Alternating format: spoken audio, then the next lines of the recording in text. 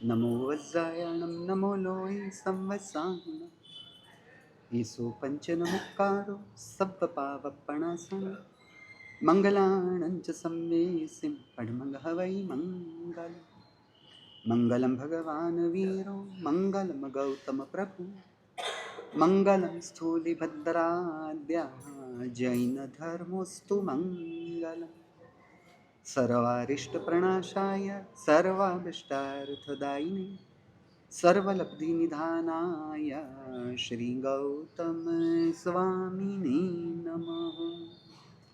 अज्ञानातिमिरान्धानां ज्ञानाञ्जनशलाकया नेत्रमुन्मीलितं येन तस्मै श्रीगुरवे नमः।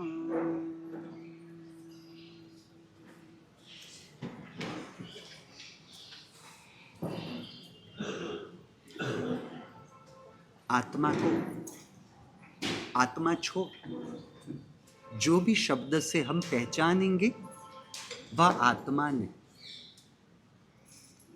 अपने होनेपन को छोड़ अपने किसी भी प्रकार के बननेपन में अपनी क्षणिक अवस्था में अपनी क्षणिक पर्याय में मैंपना मानना यह है अहंकार। शुभ की क्रिया अवस्था की क्रिया और वो शुभ की क्रिया के करने वाले रूप अपनी अवस्था को मैं मानना कि मैं यह क्रिया कर रहा हूं, यह भी अहंकार का ही प्रकार है। जिस प्रकार कल हम बात कर रहे थे कि अपने आप को मनुष्य मानना, पुरुष या स्त्री मानना, जैन मानना, तो यह तो सब हमारी क्षणिक पर्याय, यह हम नहीं। जो शाश्वत है वही मैं हूं, जो नाशवंत है वह मेरी क्षणिक अवस्थाएं हैं जो पर के संयोग के साथ जुड़ी हुई। पर के संयोग के साथ जुड़ी हुई जो पहचान होगी वह मैं नहीं। और पर के चार प्रकार, पर चार प्रकार के होंगे: वस्तु, व्यक्ति, व्यक्तित्व और विभाव। वस्तु यानी संपत्ति के संयोग से जो मेरी क्षणिक अवस्था है वह वस्तु जगत से होने वाली मेरी पर्याय।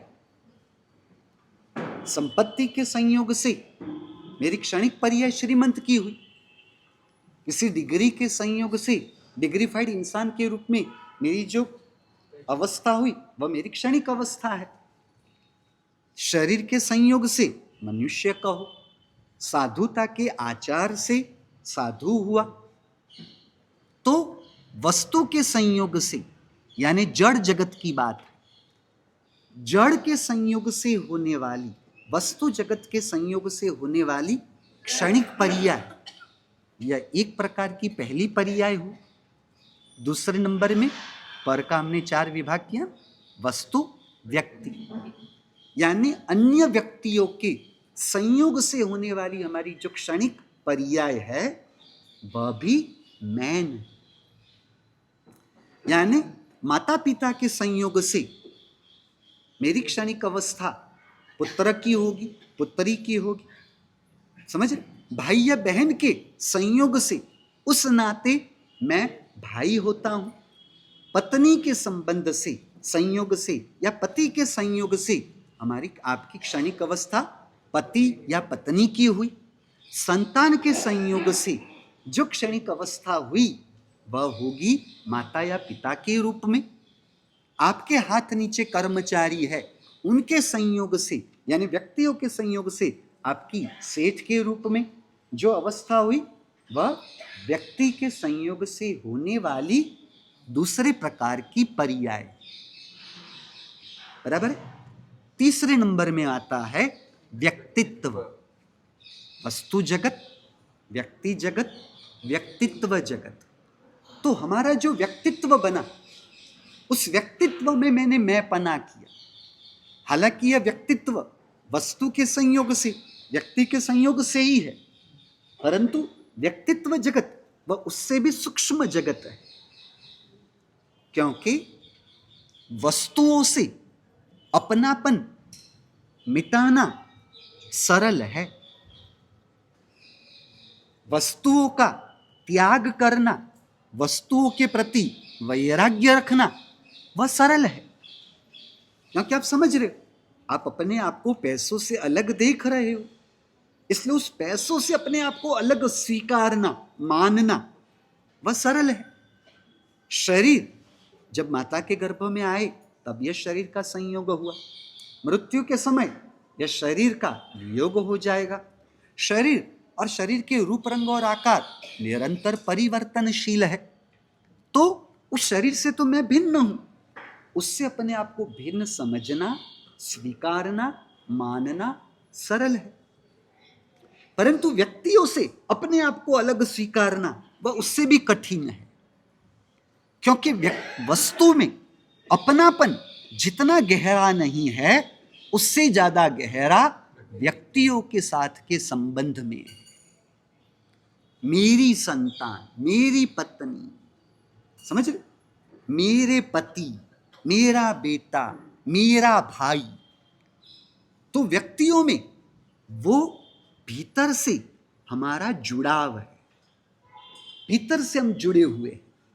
इसलिए वस्तु जगत से होने वाली हमारी जो क्षणिक अवस्था है उसकी पकड़ से मजबूत है, व्यक्ति जगत से होने वाली हमारी जो क्षणिक पर्याय है वह पकड़ और भी गहरी है, मजबूत है। उससे भी मजबूत है व्यक्तित्व जगत की पकड़। समझ रहे हो? यदि वस्तु से व्यक्तित्व को हानि पहुंचेगी तो हम वस्तु को भी छोड़ देंगे, वस्तु का त्याग कर देंगे।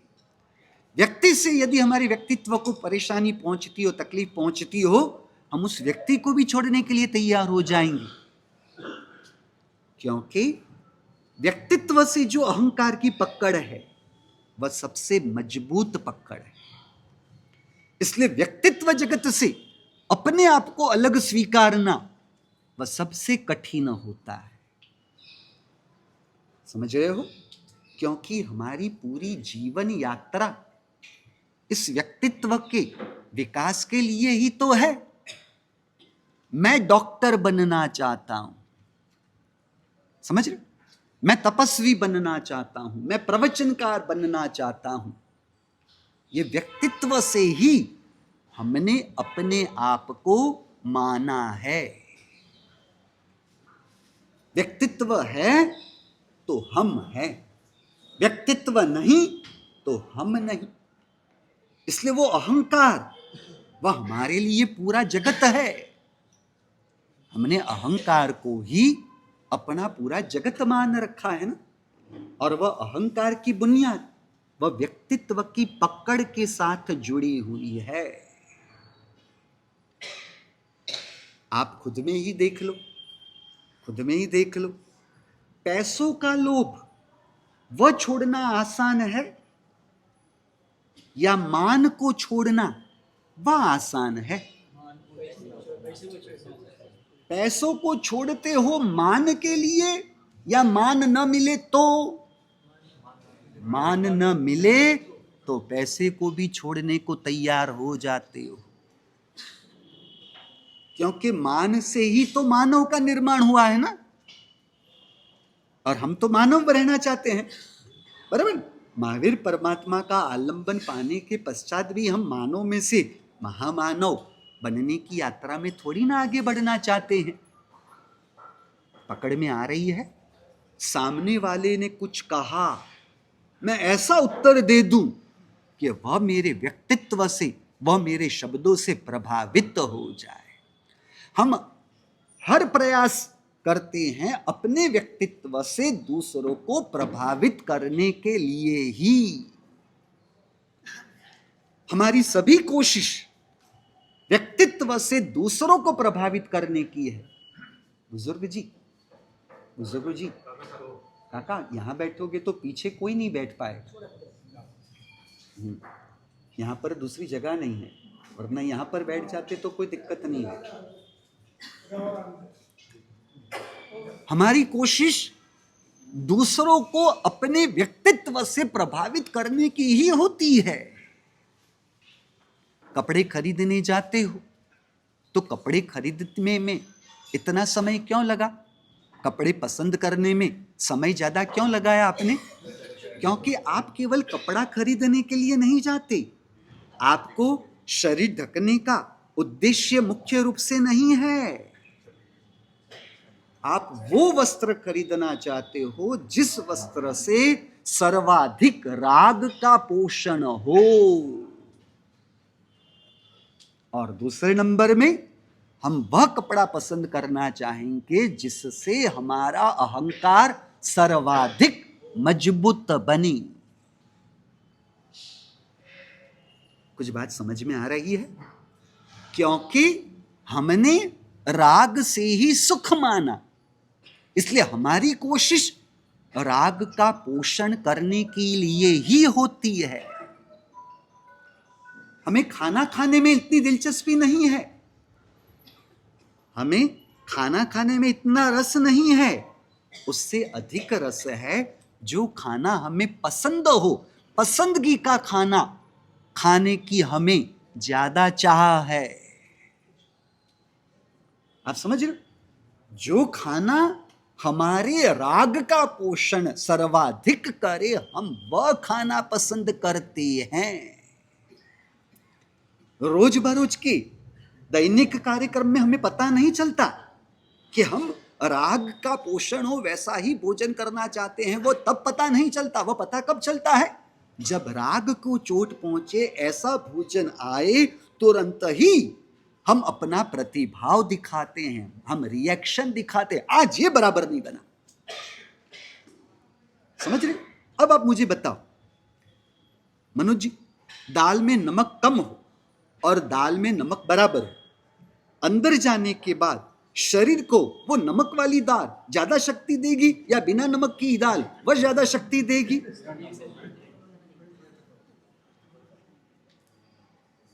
समझ रहे हो? भोजन शरीर की मांग है, परंतु स्वादिष्टता की जो अपेक्षा है वह हमारे रसनेंद्रिय और हमारे मन की मांग है। क्योंकि हमने राग से सुख माना है। माना किसने है? आत्मा ने। समझ रहे? गलत मान्यता आत्मा लेकर चल रहा है, गलत मान्यताओं को, विपरीत मान्यताओं को, भ्रमणाओं को लेकर आत्मा चल रही है, और वह गलत मान्यता को आचरण में लेने के लिए 5 इंद्रिय और मन को माध्यम बनाने में आता है।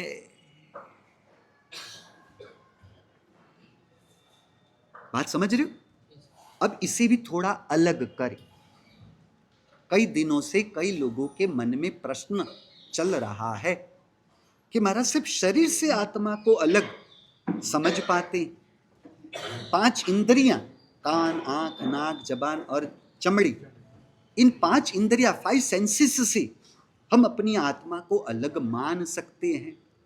सबसे कठिन पड़ता है वचन से भी आत्मा को अलग स्वीकारना सरल है, परंतु मन से आत्मा को कैसे अलग समझे, आज उसे भी स्पष्ट कर दे। बेटा आगे आ जाते हो? आगे जगह है ही ना? गार्डन नहीं है भैया, बराबर? और भी जगह। ऊपर आना चाहोगे? नहीं तो ठीक है, वरना मेरे दरवाजे खुले हैं, मुझे कोई दिक्कत नहीं। हाँ, और ये मैन्युफैक्चरिंग, नया मैन्युफैक्चरिंग है, इसलिए चल सकता है। ये सूरजमल जी एक्सपायरी डेट के हैं, एक्सपायरी डेट। संसार में भी किसी को चलने वाले नहीं है तो हमें कैसे चलेंगे? बराबर है? अपनी मूल बात पर आ जाए। आत्मा और मन, हम कई बार ऐसी गलती कर बैठते हैं कि साहब मैं सब समझता हूं, पर मन में वो राग हो जाए तो क्या करें। इसलिए आप क्या कर बैठते हो, आत्मा और मन जैसे कि दो इंसान अलग अलग हम में हो, हम ऐसी गलती कर बैठते हैं, ऐसा मान बैठते हैं। समझ रहे हो। अब शरीर और आत्मा को अलग स्वीकारना आसान इसलिए हो जाता है क्योंकि शरीर है ना, वह दृश्य है। शरीर तुरंत ही हमें आंखों से दिखाई देता है। मनोज जी का शरीर दिख रहा है, अरविंद जी का शरीर दिख रहा है। अरविंद जी खुद आप भी अपने शरीर को देख पाते हो ना, समझ रहे हो। हम आप अपने शरीर को देख पाते हैं, यानी वह सरलता से दिखाई देने वाली चीज, ऐसे शरीर को स्वीकारना आसान है। पांच इंद्रियां भी हम आंखों से देख पाते हैं आईने के जरिए, समझ रहे हो। हम वचन को भी अलग देख पाते हैं आंखों के जरिए, आईने का आलंबन लेकर, आईने के माध्यम से। मन वह सूक्ष्म होने की वजह से उसको समझना कठिन हो जाता है। मन सूक्ष्म है, समझ रहे हो। शरीर, वचन, इंद्रियां, ये स्थूल चीजें हैं, ये बड़ी चीजें हैं, इसलिए इसे समझना सरल होता है। और इससे हम अलग है वह हम और समझ पाएंगे ना। जब उसे बाहर से स्थूलता से समझना आसान होता है तो उससे हम अलग है वह हम समझ पाते हैं ना। रमेश भाई उनकी मृत्यु हो गई और आप उनके जनाजे की क्रिया के लिए आप गए, तो आप देख रहे थे कि कल तक रमेश भाई के साथ आपका व्यवहार सब चल रहा था, आज उनका शरीर ऐसा ही पड़ा हुआ है, लेटाया हुआ है और कोई गतिविधि उसमें नहीं हो रही है और उसे मृत्यु घोषित, यानी वो मृत्यु प्राप्त हो गए, वो घोषित हो गया है, यानी इसमें से आत्मा निकल गई, वह समझ में आता है। जिस चीज को हम बाहर आसानी से देख पाते हैं उससे हम अपने आप को भी उतनी ही आसानी से अलग कर पाएंगे ना। जिस चीज को हम आसानी से देख नहीं पाते उससे अपने आप को अलग देखना, समझना, स्वीकारना वह और कठिन होगा ना समझ रहे हो। इसे समझते हैं। आत्मा वह चैतन्यमय है और मन वह जड़ है। समझते जाना। हाँ, आत्मा चैतन्यमय है और मन वह जड़ है। अब इसके संदर्भ में साथ में दूसरी बात को समझेंगे तो हम यह चीज को आसानी से समझ पाएंगे। एक जो बात खोलनी है, अब आपको अग्नि दिखती है, आपको पत्थर यानी पृथ्वी का है वह दिखती है, आपको पानी अपका है वह भी दिखती है, बराबर। यानी आंखों से जो दिखती है वह साकार हुई, बराबर है। परंतु हवा आंखों से दिखती है, हवा आंखों से दिखती नहीं है, तो वह साकार है या निराकार।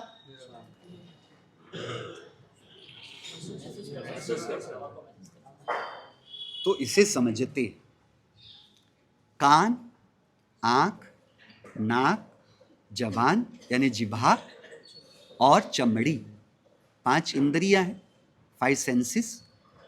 ये 5 इंद्रियां वह जड़ है और आकार सहित। 5 इंद्रियां साकार है और जड़ है। इतनी बात तो समझ रहे, कोई कठिनता नहीं हो रही है। कहीं पर भी मुश्किल हो तो पूछ लेना, बराबर। अब इंद्रियां साकार और जड़ है। अब 5 इंद्रियों से जो हम समझ सकेंगे वह वस्तु भी जड़ ही होती है और साकार होती है। यह व्यवहार नियम है। कान साकार और जड़ है तो कान से कुछ दिखाई देगा नहीं, कान से हम किसी की गंध स्मेल ले सकेंगे नहीं, कान से कुछ चखा जा सकेगा नहीं, कान से किसी को भी छूकर उस स्पर्श को जाना जा सकेगा नहीं, कान से शब्दों को जाना जाता है, कान से शब्दों को सुना जाता है, बराबर। अब यह कान से जो शब्द सुने जाते हैं वह शब्द उसे आकार है या नहीं है।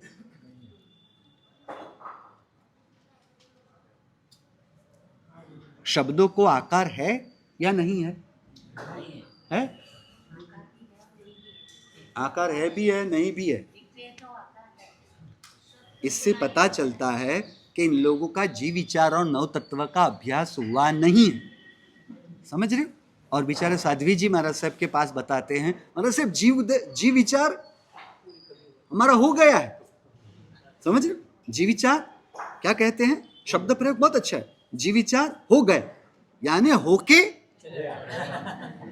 गया, होके रहा नहीं है। समझ रहे? हो के गया। मनोज जी, पंचवतिक्रमण के सूत्र हो गए, बराबर है? पंचवतिक्रमण के सूत्र होके गए। उस प्रकार ये जो है जीव विचार होके, मैंने कुछ रहा आपको पता नहीं। आपके संघ के अंदर कई जगह पर सीसीटीवी कैमरा लगे हुए। वो सीसीटीवी कैमरा है ना, वो तो कुछ भी उसकी क्षमता है ही नहीं, उसकी कोई कैपेसिटी नहीं। ज्यादा से ज्यादा कितना वो स्टोरेज आपको देगा? 20 दिनों का या 30 दिनों का, उससे तो अधिक नहीं। हमारे श्राविका की सालों साल के स्टोरेज अवेलेबल है। उनकी कैपेसिटी के सामने तो कोई सीसीटीवी कैमरा आता ही नहीं। 10 साल पहले आपकी माँ ने ये कहा था, ये किया था। 20 साल पहले आपकी बहन ने ये कहा था, ये किया था। इनको सब याद रहता है। मेमोरी पावर 1 TB या 5 TB की हार्ड डिस्क तो कुछ भी नहीं है। समझ रहे हो? इनकी स्टोरेज कैपेसिटी सबसे बलवान है। गौतम जी, बराबर है कि नहीं? आपको इतना याद नहीं रहेगा। हाँ, आपकी क्षमता तो कुछ भी नहीं है। इनकी जो क्षमता है अव्वल कक्षा की क्षमता है। बराबर है ना? मैंने कुछ ज्यादा कह दिया ऐसा तो नहीं है? सब याद रहता है ना? और वो भी है ना, अच्छी चीजें कम याद रहेगी, बुरी चीजें ज्यादा याद रहेगी, ऐसा भी नहीं है। हाँ, उनके ससुराल की बातें वो बुरी चीजें याद रखेंगे और अपने मायके की, हाँ, मायके की सब अच्छी बातें ही रखते रहेंगे। समझ रहे हो? ये आपके साथ जुड़े हैं, परंतु आपके साथ है या नहीं, आपके पक्ष में है या नहीं है, वो ही नहीं समझ में आता मुझे। और सही बताऊं ना मनोज जी, ये सब चीजों को देखते हुए वैराग्य हो गया दीक्षा लेने के लिए। आप खुद ही बताओ मनोज जी, आपके सगे भाई को 10,000 रुपए की जरूरत हो और आपके साले जी को 20,000 रुपए की जरूरत हो, मदद किसे मिलेगी? हाँ, मदद के लिए दबाव आप पर किस ओर से आएगा? बोल। हाँ हाँ, डबल पावर से वहां पर ही आपको झुकना पड़ेगा। सारी दुनिया एक तरफ, जोरू का भाई एक तरफ। अच्छा, सारी दुनिया एक तरफ और जोरू का भाई एक तरफ। आप जोरू थोड़ी ना लेके आए हो, आपके तो श्राविका जी है ना, है ना? सुसु श्राविका है, धर्म पत्नी है। जाने दो भैया, कुछ कहने जैसा नहीं है। अब आप करते ऐसा हो तो मैं करूं क्या? वो शिकायत लेके आप आए थे ना महाराज साहब, जब देखो आप हमारे श्राविकाओं को सब आड़े हाथ लेते रहते हो, भाइयों को कुछ कहते ही नहीं हो, भाई बहुत अच्छे हैं, ऐसा मत समझो। ये सब चीजों में क्या ऐसा आपके साथ होता है? आपको पता नहीं। आपको ये सब चीजें याद रहती है, क्यों पता है? क्योंकि आपके पास बाहर की दुनिया का व्यवहार अनुभव नहीं। बाहर की दुनिया में कितनी क्या मुश्किलियां हैं उसके बारे में आपने जाना नहीं या अनुभव किया नहीं। आपको जो जो तकलीफें होती हैं आप अपने श्रावक के पास रखते हो। श्रावकों को व्यापार में जो भी तकलीफें होती हैं वो कभी भी आपके पास रखते हैं? यानी उनको कोई तकलीफ नहीं होती होगी। कहने का मतलब ये है, कितने टेंशन को लेकर ये चलते रहते हैं। समझ रहे हो? फिर भी इन्होंने कभी भी आपके पास कोई शिकायतें नहीं की कि व्यापार में ये तकलीफ है, वो ग्राहक पैसा नहीं दे रहा है, सेल्समैन है वो इस तरह से तकलीफ कर रहा है, कंपनी वालों की ये तकलीफ है, बैंक वालों की ये तकलीफ है। आपने कभी बात रखी मनोज जी? आप समझ रहे हो? आपके पास छोटी सी दुनिया में आपने अपने आप को सीमित कर रखा है और उसी को अपना पूरा विश्व मान लिया। इसलिए क्या होता है कि उसकी छोटी छोटी घटनाओं को भी आप बड़ा स्वरूप बना देते हो। बड़ी दुनिया में रहने वाले लोग वो बड़ी चीजों को भी बड़ी नहीं देखते। तभी पुरुष प्रधान धर्म कहा जाता है, ऐसे ही नहीं कहा गया। यहां किसी स्त्री को स्त्री के रूप में देखकर उनका अपमान करना या उनको कम दिखाना यह दृष्टिकोण नहीं है। परंतु छोटी सी दुनिया, छोटी छोटी कैसा है पता है? अहंकार का लक्षण बहुत एक अच्छा है। अहंकार का लक्षण एक समझने जैसा है। इसके संदर्भ में जब इंसान छोटा होता है ना, जब इंसान छोटा होता है तब बड़ी बड़ी बातें करता है, बड़े बड़े सपने देखता है, और वही इंसान जब बड़ा हो जाता है तब छोटी छोटी चीजों में उलझ जाने की ही गलतियां करते रहता है। बात पकड़ में आ रही है? इसलिए अपनी दुनिया को ही पूरी दुनिया न मानो, क्योंकि व्यापार का भी ध्यान रखेंगे, व्यवहार का भी ध्यान रखेंगे, आपकी आवश्यकता क्या है उसका भी ध्यान जेंट्स रखते ही है। आप बार बार हिसाब कराते हो कि आपने हमें इतने दिए, इतना खर्चा होता है, ये होता है। इन्होंने कभी वो गिनती आपको करवाई कि हम इतनी कमाई कर रहे हैं, आप ये कर रहे हो, वो कर रहे हो, हम कितनी कमाई, किस तरह से ये कर रहे हैं, वो कर रहे हैं? वो इतनी गिनती नहीं करते। कभी कभार निकल जाता होगा, बात अलग है, पर एक सामान्यतया देखा जाए तो यह चीजों में बहुत बड़ा अंतर है। बात समझ रहे हो? आपको हल्का दिखाना है ऐसा मत समझना, क्योंकि आप ही से 7 क्षेत्र हैं। आपको यह भी बता दूं, आप कहते हैं ना कभी आपको भी चढ़ाऊं, तो आज चढ़ा दूं। अरे मेरे पास शिकायत आई कि महाराज सिर्फ 7 क्षेत्र में जिन बिंब, जिनालय, जिनागम, साधु, साध्वी, श्रावक, श्राविका, सब श्राविका को सबसे अंत में रखा। भैया मकान बाहर दिखेगा, नींव है ना वो डटी हुई होती है, नींव किसी को नहीं दिखती, और नींव के बल पर ही इमारत खड़ी होती है, मकान खड़ा होता है। श्राविका ना हो तो हमें परमात्मा भी प्राप्त नहीं होते। हमें युग प्रधान आचार्य भगवंत भी, हमें कोई महात्मा भी हमें प्राप्त नहीं होते। श्राविका ना होते तो साध्वी जी कैसे मिलते? श्राविका ना होते तो श्रावक कैसे प्राप्त होते? आप हो, आप ही से पूरी विश्व की डोर जुड़ी हुई है, क्योंकि आप ही से विश्व का जन्म होता है। स्त्री ना हो तो विश्व शून्य हो जाता है। समझ रहे हो? इसलिए आपको सबसे अंत में नहीं रखा गया है, परंतु आप सबके मूल में हो। आप नहीं तो बाकी के 6 क्षेत्र नहीं, आप हो तो ही 6 क्षेत्र हैं। जो 7 क्षेत्रों में से 6 क्षेत्र आपके ही बल पे है, बलबूते पर है। अब इससे तो बड़ी सर्टिफिकेट की प्रक्रिया और तो कोई नहीं हो सकती है, बराबर है। और सबसे नीचे हो यानी नींव में हो, आप पूरे 6 क्षेत्रों को हिला सकते भी हो।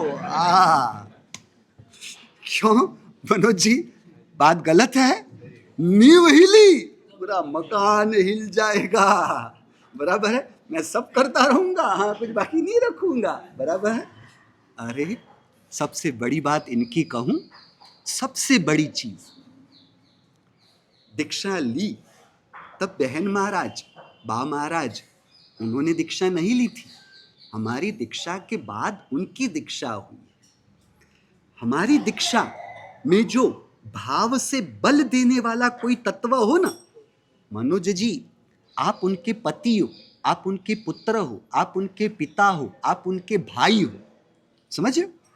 पैसे कमाकर आप लाते हो, परिवार के वड़िल के रूप में आप माने जाते हो, फिर भी ये हमारी श्राविकाएं जो रसोई बनाते हैं, आपको जो भाव से पिरोसते नहीं है उससे 10 गुना, 20 गुना, 50 गुना भाव से ये हमें गोचरी बहराते हैं। हमारा तो उनके साथ कोई रिश्ता नहीं, आप तो उनके पुत्र हो, पति हो, भाई हो, पिता हो ना, वड़िल हो, पैसे कमा कर ला, इनमें से हमारा कोई किरदार है? हम तो इनमें से कुछ भी नहीं है इनके लिए, फिर भी कोई गांव का नाता नहीं, समझ रहे हो, कोई गच का नाता हो ना हो, 4 थुई 3 थुई वो भी ना हो, फिर भी ये जो भाव से हमें गोचरी वराते हैं, हमारे संयम का बल इनके भाव पर टिका है। कोई स्वार्थ नहीं, कोई अपेक्षा नहीं, कोई प्रशंसा की भी अपेक्षा नहीं, समझ रहे हो। आपको देने में सब हिसाब किताब भी रखा जाएगा, एक सामान्य व्यवहार है। दिवाली के दिनों में आपको मिठाई देने में गिनती होगी इनके द्वारा, हमें वराने में कोई गिनती नहीं। आपको चाय कितनी मिलेगी इनके द्वारा, 1 कप, और हमें वराने में तो पूरी तरपणी। पक्का, चलो तो आता हूं, देखता हूं, मजाक कर रहा हूं। आपको आम का रस 1 कटोरी, ज्यादा से ज्यादा 2 कटोरी, हमें वराने में वो आपका भी विचार नहीं करते कि आपके लिए कितना बचेगा। ये इनकी भावों की पराकाष्ठा है। आपको खिलाने में दूसरे सदस्यों को कम ना हो जाए उसका ध्यान रखेंगे, समझ रहे हो, ये इनका विवेक है। परंतु जब हमें वराने की बात आती है ना कमलेश जी, तब आपके लिए कितना बचेगा नहीं बचेगा, कुछ भी नहीं बचेगा, वो उसकी भी परवाह नहीं करते। यही इनका हमारे पर सबसे बड़ा उपकार है। हमारी रगों में जो खून बह रहा है, हमारी रगों में जो 7 धातु है जिससे हम द्रव्य और भाव संयम का पालन कर सकते हैं, उसमें पेट्रोल का काम, उसमें बल देने का काम इनका ही सबसे बड़ा है। आप तो पैसे देकर छूट जाओगे, इनको जो भी रसोई का कार्य करना है, पैसे देना वह बड़ी जिम्मेदारी है, या मैनेज करना, मैनेजमेंट करना वह बड़ी जिम्मेदारी है। वो जिम्मेदारी वे संभालते हैं। इनको तो पता नहीं, इनके हाथों में आज से 20 साल, आज से 25 साल का भविष्य क्या होगा वो आप निर्णय नहीं कर पाते हो, वो दौर इनके हाथों में है। संतान, वह 25 साल बाद भविष्य क्या होगा, समझ रहे हो। वर्तमान जो हमें दिख रहा है, उस वर्तमान के बाद 10 साल बाद का भविष्य क्या होगा, 20 साल के बाद भविष्य क्या होगा, 25 साल का भविष्य क्या होगा, उसकी नींव इनके हाथों में है। इनके हाथों में इतना बड़ा कार्य है, समझ रहे हो। बच्चे को जन्म दे दिया, उसकी परवरिश का कार्य आपके द्वारा कितना होता है मनोज जी, जो कार्य है इनके द्वारा ही होता है। अब इससे तो बड़ा क्रेडिट आज के लिए इतना बस है, यहां में आगे और भी आपकी अपेक्षा रहेगी, समझ रहे हो। इन लोगों को ये समझ में नहीं आता कि मैं अच्छी डिग्री हासिल करके मैं अच्छी जॉब करूं, जॉब से आप क्या अर्न करोगे, क्या प्राप्त करोगे, आपके हाथों में भविष्य है। आज के बाद का भविष्य क्या होगा, वो आपको बड़ी जिम्मेदारी जो मिली है, वो किसी भी जॉब की तुलना में सबसे बड़ी चीज हो जाती है। बात समझ रहे हो। हम अपनी मूल बात पर आ जाए। क्या बात चल रही है, 5 इंद्रिय और मन, तो शब्द वह दिख नहीं रहे, बराबर है, तो नहीं दिख रहे हैं यानी वो नहीं है तो सही। अब देखना, हमने गत्सु कुमाल का उदाहरण लिया था। उस गत्सु कुमाल के उदाहरण में हमने बात की थी, एक मिनट, हाँ, के उदाहरण को समझो। गत्सु कुमाल के सिर पर सिगड़ी रखी गई, आग है, आग हमें आंख से दिखाई दे रही है, यानी आग को आकार है, आकार सहित है, यानी साकार है। अब साकार अग्नि साकार शरीर पर रखी गई है,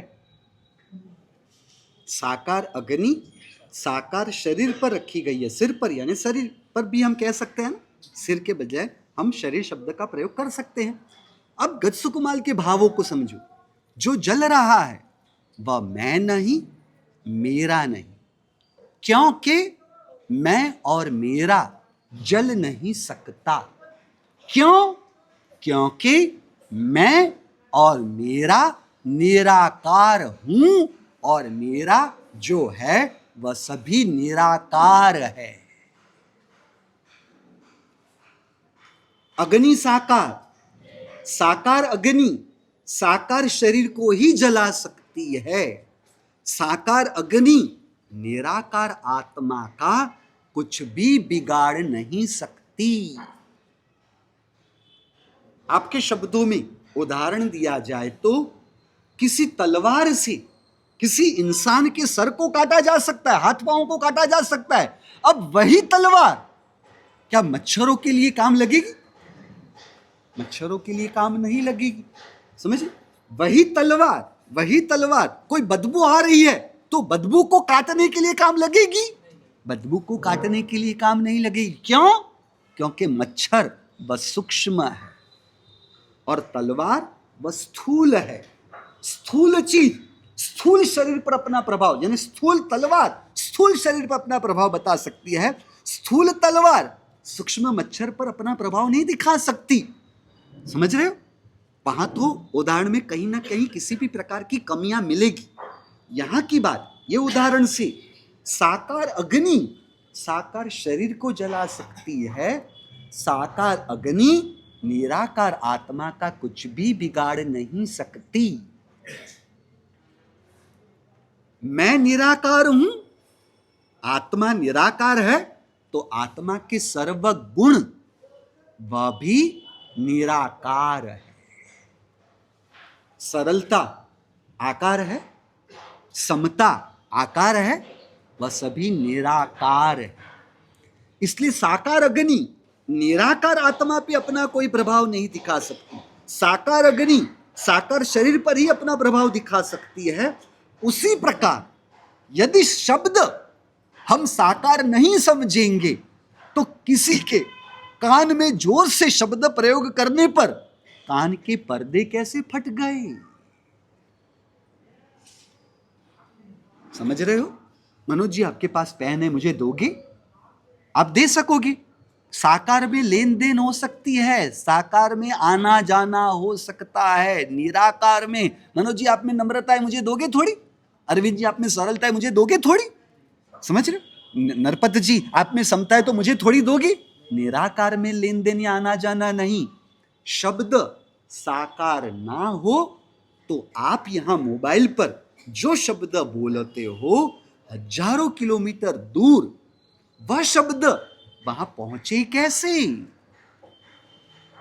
अरे भैया अरविंद जी, आप इस मकान में हो और उस रूम में नरपत भाई हो, आप कितनी भी जोर से बोलो, दरवाजा पूरी तरह से सख्त रूप से बंद किया हो, आप जोर से बोलते हो फिर भी आवाज नरपत भाई को बंद अंदर नहीं पहुंचेगी। कुछ आवाज आई है, कितना शायद इतना पता चल सकता है, परंतु क्या बोल रहे हो वो पता नहीं चलेगा। और फोन पर तो आप तो बहुत छोटे स्वर से बोल रहे हो, छोटी आवाज में बोल रहे हो, फिर भी वो आवाज वहां पर पहुंची। वह साकार न हो तो कैसे होगा? बड़े बड़े स्पीकरों का बड़े बड़े स्पीकरों की बड़ी बड़ी आवाजें चल रही हो, क्या होता है कमलेश जी? सर दर्द होने लगता है। क्यों सर दर्द हुआ? क्योंकि शब्द साकार है। इसलिए नव तत्व में 10 प्रकार के पुद्गल बताए हैं साकार के रूप में। सदंध यार उज्जो पभा छाया तवेहिय, है ना? क्या कहा? सदंध यार उज्जो, क्या कहते हैं? शब्द वह साकार पुद्गल है, यानी जड़। जड़ के लिए शास्त्रीय शब्द है पुद्गल। अंधकार अंधेरा दिखता है ना, जो दिखा वह अंधेरा भी पुद्गल है। उजाला दिख रहा है ना, वह भी पुद्गल है। समझ रहे हो? छाया, आप चल रहे हो ना कमलेश जी, देखो यहां पर आपकी छाया पड़ रही है ना, वह छाया भी पुद्गल है। शब्द भी पुद्गल है, जड़ है, तभी तो एक जगह से दूसरी जगह पर। अरे भैया, मैं यहां से जो शब्द निकल रहे हैं वह शब्द वहां आखिर तक, यहां आखिर तक कैसे पहुंचे, क्यों पहुंचे, कब पहुंच सकते हैं? वह साकार ना हो तो एक जगह से दूसरी जगह पर आना जाना वह हो ही नहीं सकता। मैं अपनी सरलता कितनी भी दूर भेजना चाहूं भेज सकूंगा? मैं अपना आनंद कितने भी दूर देना चाहूं, किसी को पहुंचाना चाहूं पहुंचा सकेंगे? नहीं पहुंच सकता। यानी शब्द वह साकार है।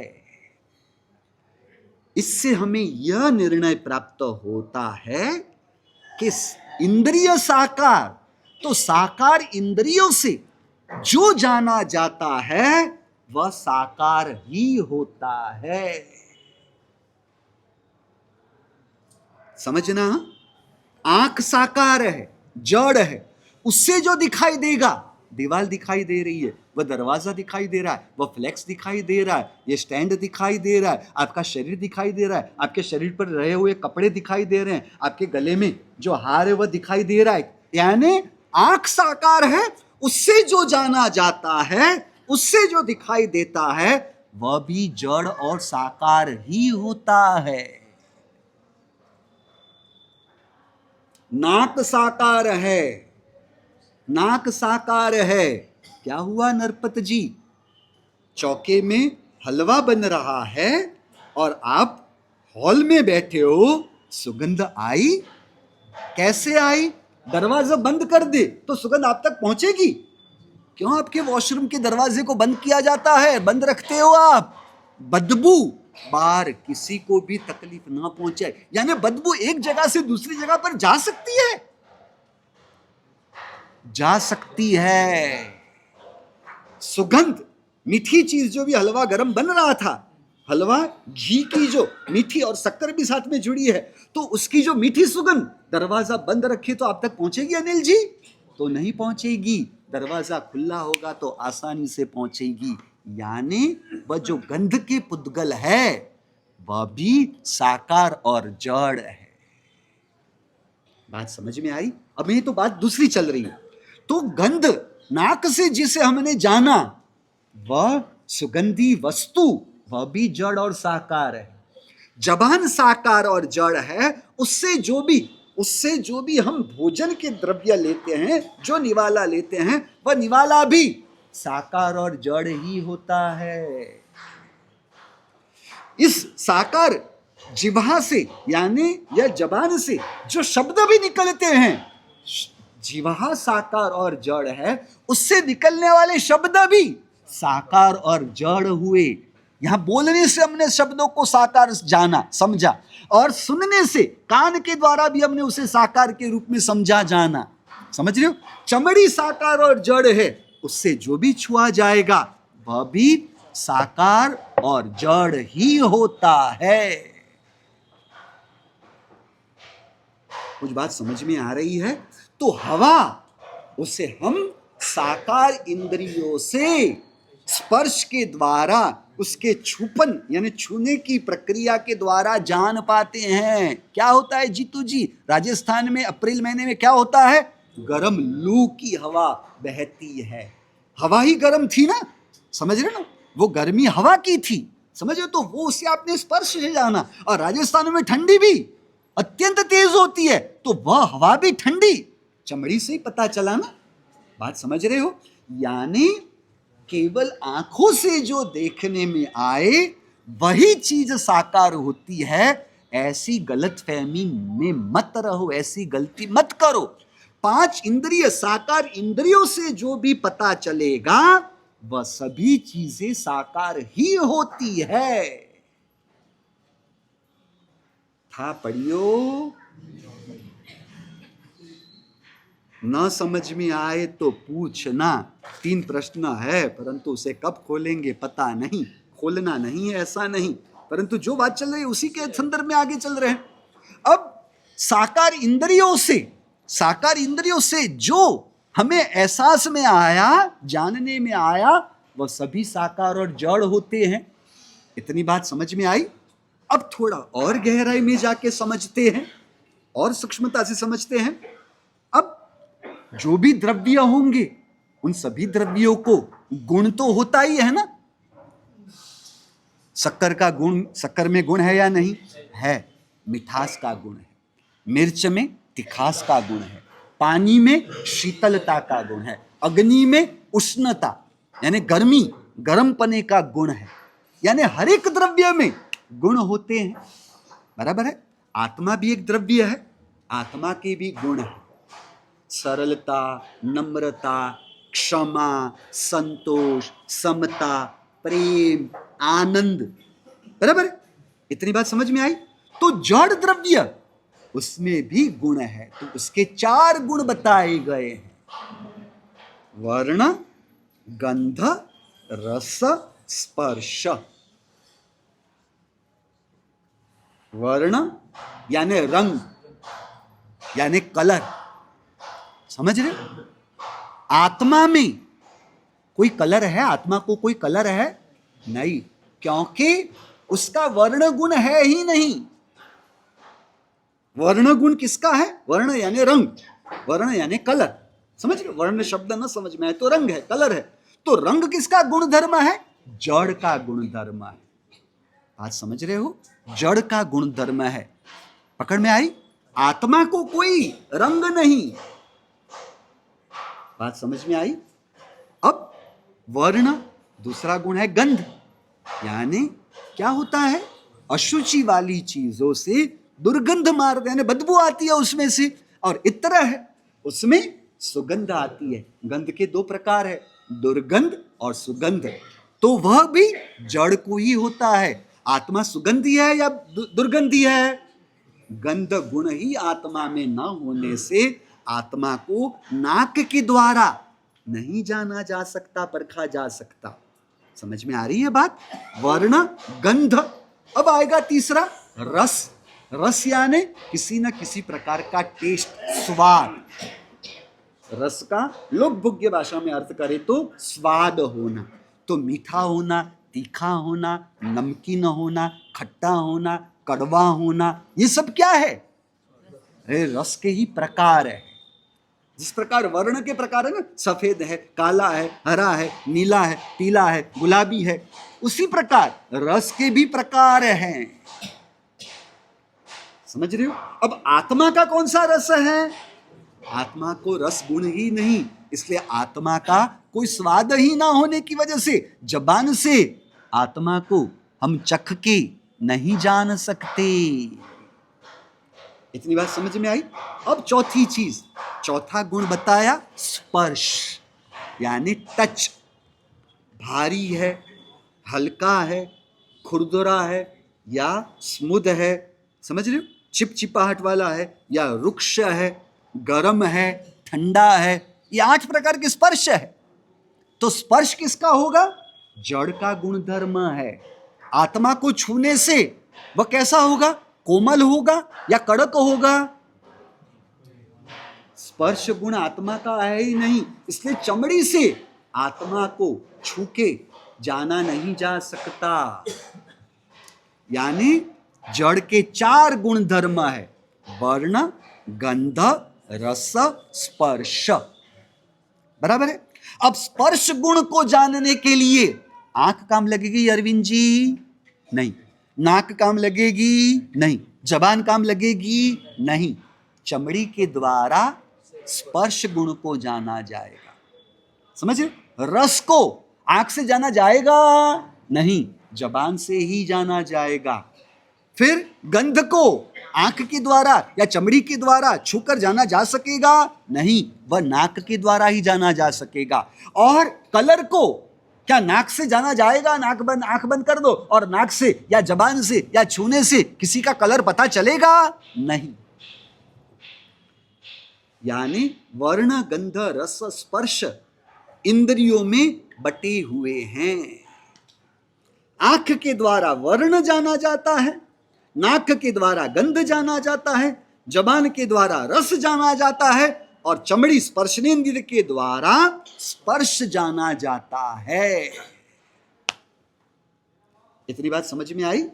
तो अब हमें और ज्यादा स्पष्टता यह प्राप्त होगी कि आंख से जो दिखाई देगा वह जड़ वस्तु है, और आंख से उस जड़ वस्तु का वर्ण गुण जाना जा सकेगा।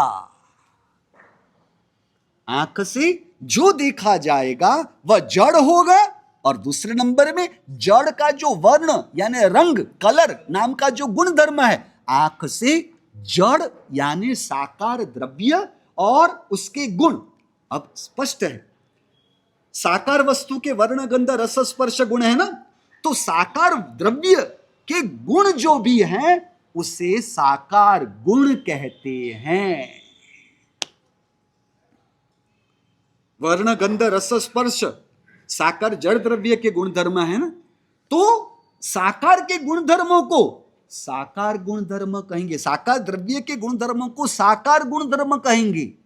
आत्मा निराकार है तो आत्मा के गुण भी निराकार यानी सरलता व निराकार गुण है। किसका?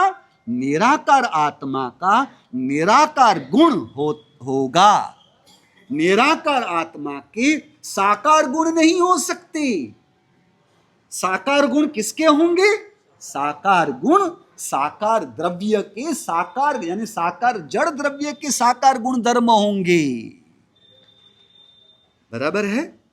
चाय पी के नहीं आते हैं, एम्बिल करने वाले को तकलीफ होती है, मैं समझ सकता हूं, पर करूं तो क्या करूं? आपको तत्व समझा रहा हूं। इसलिए क्या होता है, फिर वो आंखें भारी हो, उससे अच्छा है कि सर को झुका दे, इसलिए महाराज साहब कुछ बोलेंगे ही नहीं। ऐसा तो मत करो या नरपत जी।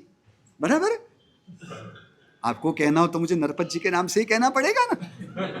बराबर है। नरपत जी को कुछ कहना हो तो मनोज जी के नाम से कहना पड़ेगा। हंसते हंसते बात चल रही है हमारी। कोई व्यक्तिगत रूप से किसी को कम बताना है या किसी को नीचा बताना है, ऐसा कोई भाव नहीं है। क्योंकि लोगों ने मुझे ऐसा भी कहा, मतलब सबके बीच में इस तरह से कह देते हो ना, हमारी नींद भाग जाती है, नींद उड़ जाती है। यानी आप मेरे पास अरविंद जी किस किस चीज का काम करवाओगे? हाँ, आप मेरे पास बादाम का भी काम करवाओगे, आप मेरे पास चाय का भी काम करवाओगे, और क्या क्या काम करवाओगे अनिल जी? हाँ, एक और हाथ जोड़ते हो, वंदन करते हो, और पैमारे से कोई खप हो तो बताना, और काम तो सब हमारे पास ही कराते हो। व्याख्यान पूरा होने के बाद आते हैं, हमारे से कोई कामकाज पूछते हो, परंतु कामकाज करवाते किसके पास हो? हमारे पास ही काम करवा रहे हो भैया। बराबर है। एम्बिल नहीं है, आपके एम्बिल चल रहे हैं, इसलिए मुझे चाय का भी काम करना पड़ेगा। आपके एकाश में हो, सुबह को तो कुछ मिला नहीं है, इसलिए आप मेरे पास चाय का भी काम करवाओगे, और आपको अच्छी तरह से समझ में आए उसके लिए मुझे आपके यानी आप मेरे पास बादाम का भी काम करवाओगे। अनिल जी, अब मुझे आपको पूछना पड़ेगा, कोई कामकाज और कोई बाकी है? हाँ, और कोई बाकी है? बादाम का काम करवाया, चाय का काम करवाया, और कोई काम बाकी है? चलो जाने दो। बराबर है। मनोज जी, नींद गई? अब फ्रेश हो गए, अब ताजे माजे हो गए। बराबर है। अपनी मूल बात पर आ जाए। आत्मा निराकार, उसके गुण भी निराकार। जड़ वस्तु साकार, उसके गुण भी साकार है। यानी जबान के द्वारा जिसे चखा जाएगा वह साकार जड़ द्रव्य, और उसमें जो रस नाम का गुण है, जो साकार रस गुण है, वह भी जबान से हम जान सकेंगे। चमड़ी के द्वारा जो छू के हम जाते हैं वह वस्तु साकार और जड़ होंगे, और उसका जो गुण स्पर्श नाम का गुण है कि वो कड़क है या कोमल है, गर्म है या ठंडा है, वह साकार गुण भी चमड़ी के द्वारा जाना जाएगा। हमारी पूरी बात का समरी अब कर दे, कंक्लूजन कर दे हम। कंक्लूजन यह हुआ, साकार इंद्रियों से साकार जड़ वस्तु और साकार जड़ वस्तु के साकार गुण धर्म को जाना जाता है। अधूरी बात है यह भी पूरी बात तो अभी है भी नहीं, इसकी पूर्णता बाकी है। क्या हुआ माँ जी, कठिन पड़ रहा है? कठिन नहीं पड़ रहा है ना? समझ में आ रहा है? बराबर है। साकार इंद्रियों के द्वारा जो जाना जाता है वह साकार जड़ द्रव्य होते हैं, और साकार जड़ द्रव्य के साकार गुण धर्म होते हैं। साकार इंद्रियों द्वारा निराकार का भी जाना सकता है। अब वही बात के लिए आगे चलते हैं। साकार इंद्रियों के द्वारा निराकार आत्मा या निराकार आत्मा के निराकार गुण धर्म को नहीं जाना जा सकता।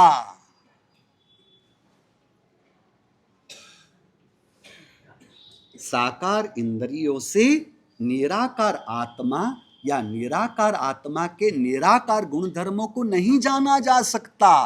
कान से आत्मा को सुन नहीं सकते, आंख से आत्मा को देख नहीं सकते। आत्मा कहा तो आत्मा के गुण को भी समझ लेते हैं, बराबर है। नरपत जी यहां पर हमें जैसे दिखाई दे रहे हैं, भीतर से वो सरलता ना भी हो। हमारी आंख धोखा खा सकती है, कान धोखा खा सकती है। बात समझ में आ रही? क्योंकि साकार इंद्रियों की मर्यादा है कि साकार इंद्रियां साकार जड़ द्रव्य और साकार जड़ द्रव्य के साकार गुण धर्मों को जान सकती हैं।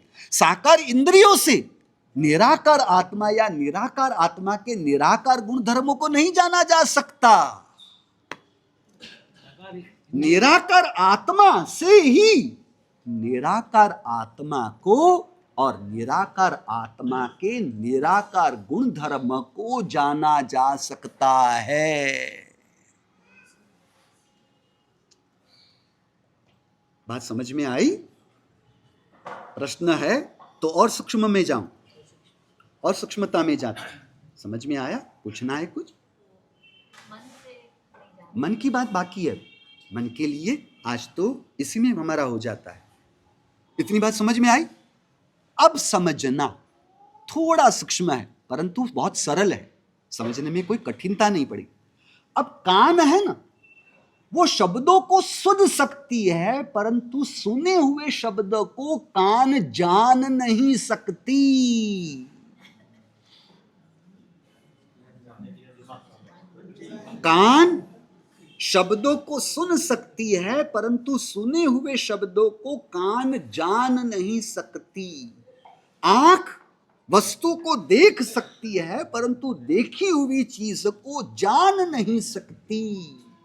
नाक गंध ले सकती है परंतु गंध वाली चीज को जान नहीं सकती।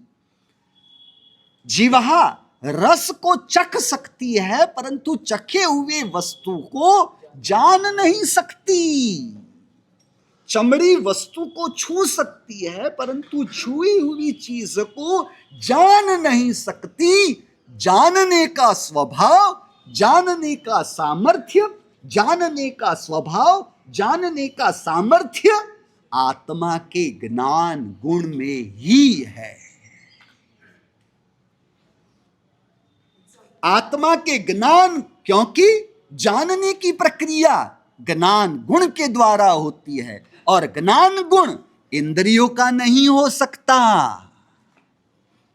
ज्ञान गुण आत्मा का गुण धर्म है, वह आत्मा में ही है।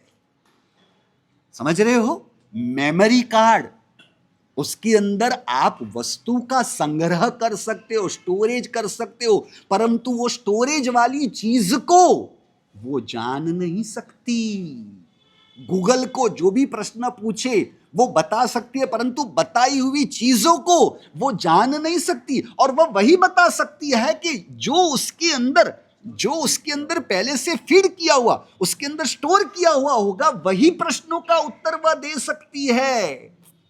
वो प्रश्न का उत्तर देती है यानी उसमें ज्ञान गुण आ गया।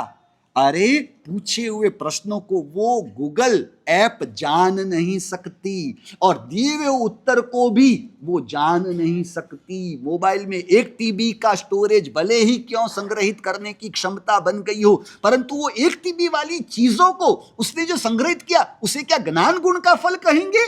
नहीं, ज्ञान गुण तो केवल आत्मा का ही है। इसलिए कान शब्दों को सुनती है, जान नहीं सकती। इसलिए क्या होगा? रमेश भाई के जो मृत शरीर यहां पर पड़ा हुआ है, रमेश भाई की डेड बॉडी जो यहां पर पड़ी है, आंखें खुली होती है ना, कई बार आंखें खुली है, वस्तु को देखने की प्रक्रिया चल रही है, परंतु देखी हुई चीजों को जानने की प्रक्रिया वह डेड बॉडी के द्वारा नहीं हो सकती, क्योंकि जानने वाली जो आत्मा थी वह निकल गई। और इसीलिए हम ऐसा भी नहीं कहेंगे कि उनकी आंखें खुली है तो वो देख रही है, क्योंकि वो आंखों की जो कीकी है उसे हिलाना या पलकों को उठाना वह आत्मा हो तो हो पाएगा। वो तो एक स्टैचू की तरह, एक स्थिर पत्थर की तरह ही वह आंखों की स्थिति दिखाई दे रही है। बात समझ में आई या कठिन हुई? पकड़ में आ रही है? यानी जबान से आपने जाना नहीं, जबान से केवल आपने चखा। जबान से जो शब्द निकले हैं वो शब्दों को जबान जान नहीं सकती। निकले हुए शब्दों को जो जान सकती है वह है आत्मा और आत्मा का ज्ञान गुण। पता चला? इसलिए हमारी एक बीच में बात थी, यहां से फॉरेन गए, वहां के अलग अलग नजारे देखे, वहां पर नया नया कुछ जाना, तो वहां पर जागृति के लिए आपको कहा गया भले सब कुछ देखा जाना, जानने वाला कौन है इसके बारे में तो चिंतन करो। जानने वाला कैसा है उसके बारे में तो कभी विचार करो, क्योंकि जानने वाला कौन है, कैसा है, यह नहीं जाना है, तब ही बाहर में जानने की कुतूहलता और जानी हुई चीजों की महिमा, आकर्षण, महत्व बना हुआ है। क्योंकि जानने वाला न हो तो जानने की प्रक्रिया होगी कैसे? जानने वाली आत्मा ही न हो तो जो जानने में आ रहा है उसका महत्व क्या रहेगा? यानी सबसे महान कौन है? दृष्टा, दृष्टि या दृश्य? कुछ समझ में आई? जो देखने वाली आत्मा है वह महान, जिस दृष्टि से देखने की प्रक्रिया हुई वह महान, या जो दृश्य दिखाई दिया वह महान? दृश्य से प्रभावित क्यों हो गए मनोज जी?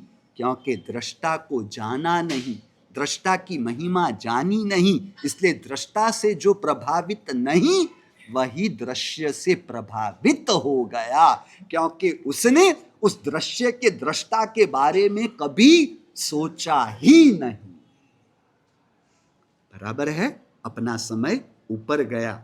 विशेष बात आगे जिनाज्ञा विरुद्ध कहा गया हो तो मिच्छामि दुक्कडम।